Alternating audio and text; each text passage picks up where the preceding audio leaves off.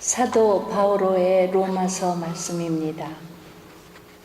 형제 여러분, 하느님께서 우리 편이신데 누가 우리를 대적하겠습니까? 당신의 친아드님마저 아끼지 않으시고 우리 모두를 위하여 내어주신 분께서 어찌 그 아드님과 함께 모든 것을 우리에게 베풀어 주지 않으시겠습니까? 하느님께 선택된 이들을 누가 고발할 수 있겠습니까? 그들을 의롭게 해주시는 분은 하느님이십니다. 누가 그들을 단죄할 수 있겠습니까? 돌아가셨다가 참으로 되살아나신 분, 또 하느님의 오른쪽에 앉아 계신 분, 그리고 우리를 위하여 간구해 주시는 분이 바로 그리스도 예수님이십니다. 무엇이 우리를 그리스도의 사랑에서 갈라놓을 수 있겠습니까? 환난입니까? 역경입니까? 박해입니까? 굶주림입니까? 헐벗음입니까? 위험입니까? 칼입니까? 이는 성경에 기록된 그대로입니다. 저희는 온종일 당신 때문에 살해되며 도살될 양처럼 여겨집니다. 그러나 우리는 우리를 사랑해 주신 분의 도움에 힘입어 이 모든 것을 이겨내고도 남습니다. 나는 확신합니다.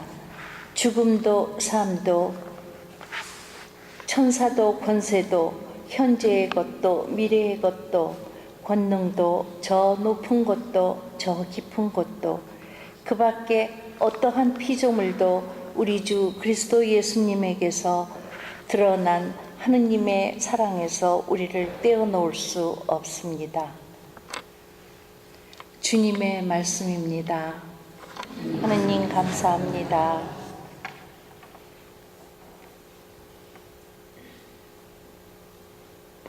주님, 당신 사이로 저를 구원하소서.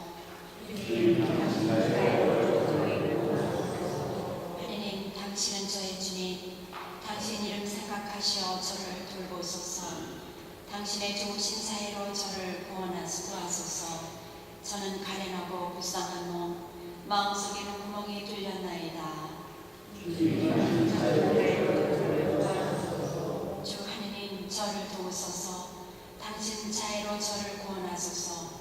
당신 손길을 그들이 깨닫게 하소서. 주님, 당신이 이루셨나이다. 나는 입을 열어 주님을 한껏 찬송하고 많은 이들 가운데서 그분을 찬양하리라. 그분은 불쌍한 이의 오른쪽에 서시어 심판자들에게서 그를 구원하시네.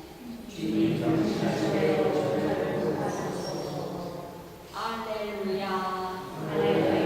주님의 이름으로 오시는 분, 임금님은 찬미 받으소서. 하늘의 평화, 지극히 높은 곳의 영광. 할렐루야.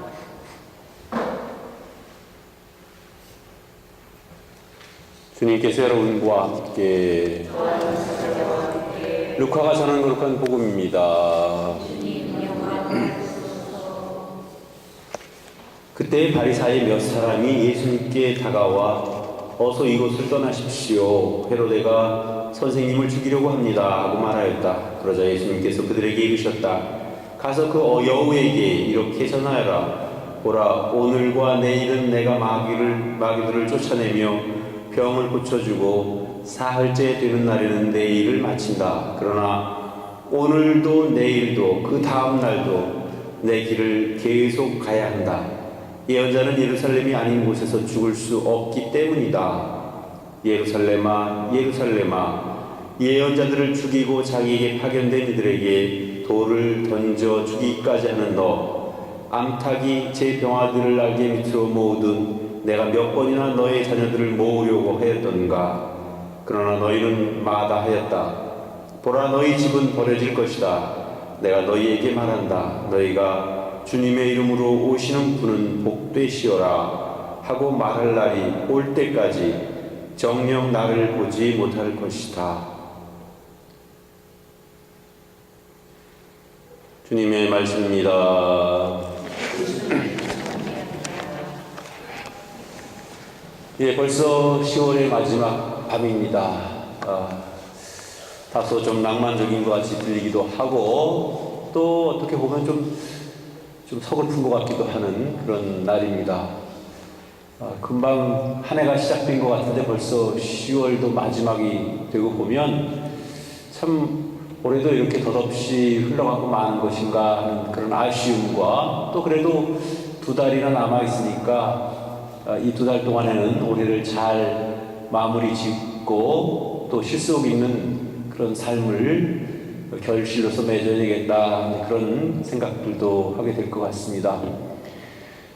우리가 인생을 살다 보면 전혀 예상치 않았던 일들도 만나게 됩니다. 그리고 특별히 신자가 아닌 사람들, 신앙인이 아닌 사람들 중에도 정말 세상에서 뜻깊은 일을 하고 남들 모르게 선한 일을 하는 그런 사람들을 만나게 됩니다. 그러면 얼마나 고맙고 반가운지 모릅니다. 물론 착한 일, 선한 일이 신자들에게만 주어진 임무는 아니고 모든 사람들이 다 세상을 위해서 착하고 선한 일들을 해야 되겠지요. 그렇지만 그래도 신앙인들이 좀 더 그런 면에서 잘 살아보려고 노력하는 그런 모습들을 보게 되는데, 간혹 만나게 되는 신앙인이 아니면서도 신앙인보다 더 신앙인답게 사는 그런 사람들을 만나게 될 때, 그래도 세상에는 그래도 이렇게 뜻깊고 또 나름대로 참 좋은 일을 하는 사람들이 많이 있구나, 그런 생각들을 하게 됩니다.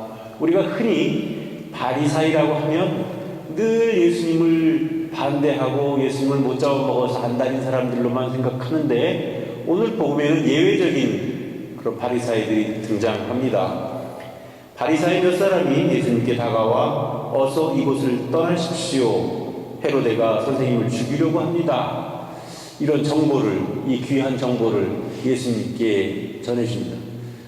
물론 이 바리사이들은 아마도 예수님을 존경하고 또 예수님께 많은 그런 의지하는, 저분만큼은 정말 이 시대에 꼭 살아계셔야 하고 우리에게 가르침을 주셔야 할 그런 선생님이시구나, 그렇게 공감하고 느꼈던 사람들인 것 같습니다. 그래서 그들은 몰래 이제 혹시나 위험에 처할지도 모르는 예수님을 위해서 몸을 피하라고 일러줍니다. 그러자 예수님께서는 이렇게 이야기합니다. 나는 오늘도 내일도 그 다음 날도 내 길을 계속 가야 한다. 예언자는 예루살렘이 아닌 곳에서 죽을 수 없기 때문이다 라고 말씀하십니다. 실제로 예수님께서는 당신의 죽음을 두려워하지 않으셨고, 당신께서 말씀하신 것처럼 예루살렘에서 생을 마감하시게 되죠. 보통 사람들 보면 누구나 다 죽을 위험이 있다면 다 일단은 피하고 싶어 할 것입니다. 그렇지만 예수님께서는 너무나 확신을 가지고 계셨기 때문에 자신의 그 확실한 목표를 이루기 위해서는 예루살렘에 계속 계셔야 했습니다. 죽을 위험이 그에 도사리고 있다 하더라도, 혹은 어떠한 난관이나 어려움이 거기에서 기다리고 있다 하더라도 그것을 절대로 피하려고 하지 않고 그 운명에 맞서고 또 자신이 하고자 하는 일을 어제도 오늘도 내일도 끊임없이 하고자 하는 분명한 의지를 말씀해 주십니다. 어찌 보면 신앙인들의 삶이라는 것도 그런 것 같습니다. 우리가 그냥 하루 반짝 살고 말 그런 삶이 아니고, 우리는 어제도 오늘도 또 내일도 신앙인으로서 살아가야 할 그런 운명을 지닌 우리 자신들입니다. 때때로 만나게 되는 몇몇 사람들은 내가 그래도 옛날에는 굉장히 열심히 했고 성당에서 또 무슨 단체에서 봉사활동도 많이 했고 그랬다. 그런데 어쩌라고요? 과거에 열심히 한 건 좋은 일이죠. 그렇지만 그건 이미 지나간 일입니다. 너무 거기에 얽매일 필요가 없습니다. 정작 더 중요한 것은 오늘입니다. 오늘 내가 과연 신앙인으로서 부끄럽지 않은 삶을 살고 있는가, 그리고 꾸준히 나의 신앙에 대한 확신을 가지고 살고 있는가 하는 것이 더 중요하다는 것입니다. 그래서 과거의 자랑일랑 자신의 얼굴에 침 뱉는 격이라는 사실을 분명히 깨달았으면 좋겠어요. 그걸 자랑삼아 이렇게 이야기하는 분들을 보면 참 한심하다는 생각이 들기도 하고, 그것은 신앙인의 자세가 아니다라고 생각이 듭니다. 왜냐하면 신앙인은 어제도 오늘도 내일도 정말 끊임없이 자신이 걸어가야 할 길을 걸어가는 그런 자가, 그런 사람이 되어야 하기 때문에 그렇습니다. 그래서 우리가 비록 세상을 바꿀 만한 그런 커다란 일을, 획기적인 일을 하지 않는다 하더라도 내 삶 안에서 조금씩이라도 개선해 가려고 하는 노력, 또 나아지려고 하는 노력, 변화되려고 하는 그런 노력을 통해서 나의 변화는 물론이요, 내 주변에 있는 이들과 함께 항상 조화로운 삶을 살고, 또 남에게 때때로 도움을 받을 때도 있지만 나도 누군가에게 조금이나마 보탬이 되고 도움이 되는 사람으로서 살아갈 수 있으면 얼마나 좋을까 하는 생각을 해봅니다.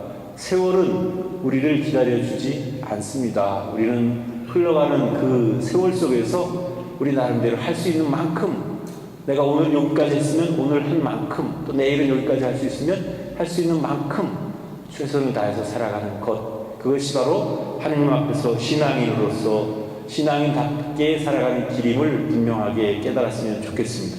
예수님의 말씀처럼 예수님께서 어제도 오늘도 내일도 당신의 일을 충실히 하셨던 것처럼 우리도 늘 변함없는 신앙, 또 언제나 꾸준한 신앙인으로서의 삶을 살아갈 수 있었으면 좋겠습니다.